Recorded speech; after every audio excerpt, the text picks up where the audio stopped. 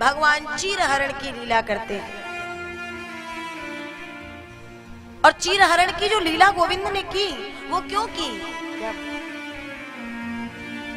क्योंकि ये गोपियों को शिक्षा देने के लिए निवृत्त होकर के जल के भीतर स्नान करते हैं। कृष्ण ने कई बार समझाया, नहीं मानी, इसलिए आज भगवान उनके चीर उठा करके तट से और कदम पे चढ़ गए। जैसे स्नान करके बाहर आने को उद्यत हुई तो वस्त्र नहीं है, कृष्ण से मांगने लगी। कृष्ण ने कहा, अगर आज आप इस पद्धति में स्नान ना कर रही होती तो अभी आप जल से बाहर आ सकती थीं, और फिर इस पद्धति से स्नान करने से जल देवता को दोष भी लगता है। तो संकल्प करो कि आज के बाद ऐसे स्नान नहीं करोगी। गोपियों ने संकल्प कर लिया और भगवान उनके वस्त्रों को दे करके और वहां से अन्यत्र चले गए। यह कथा ना तो कोई संशय उत्पन्न करती है, ना तो कोई प्रश्न चिन्ह लगाती है गोविंद पर, परंतु आज कुछ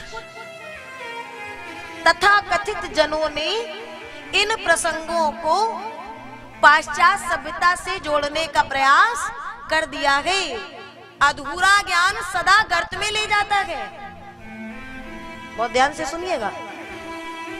कभी भी वो, शायद मैंने कहा था ना, यहाँ सुनाया है कि नहीं, एक व्यक्ति एक पुस्तक के पन्ने को खोला, उसमें लिखा था वेद पढ़ना पाप है।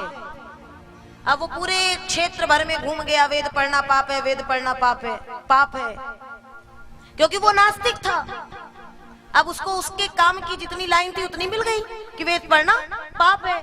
अब पूरे क्षेत्र में घूमा, सब लोग बोले हाँ भाई बात तो लिखी है, वेद पढ़ना पाप है। एक विद्वान मिला, उसने जैसे ही पुस्तक देखी, पुस्तक हाथ में ली और उस पन्ने को जरा पीछे पलटा तो अंतिम में लिखा था वेद पढ़ना पाप है। पलटने के बाद अगले पन्ने पर लिखा था असोच की स्थिति में वेद पढ़ना पाप है। अब वो व्यक्ति आगे पढ़ा ही नहीं, उसको आवश्यकता ही नहीं है महाराज, क्योंकि उसके काम का उसको मिल गया। वैसे ही आज कुछ तथाकथित लोग हैं जिनको की अपनी बात बनाने के लिए कहीं से कुछ थोड़ा मोड़ा इधर उधर का ज्ञान मिल जाए, प्रपंच का ज्ञान, तो बस वो उसी ज्ञान को लेकर के आगे बढ़ जाते हैं। ये भागवत को जिन लोगों ने एक बार भी ध्यान से सुन लिया या कि अध्ययन कर लिया, वो उस परब्रह्म परमात्मा पर कभी प्रश्न चिन्ह लगाने वाले नहीं है। अरे हम में सामर्थ्य क्या है जो हम परमात्मा पर प्रश्न चिन्ह लगा पाए? वो परमात्मा जो कलातीत कल्याण कल्पांतकारी सदा सच्चिदानंद दाता पुरारी, सूर्य की लाली में, चंदा की उजियाली में जो है हरियाली में, वृक्षों की डाली में, शिशु की बोली में,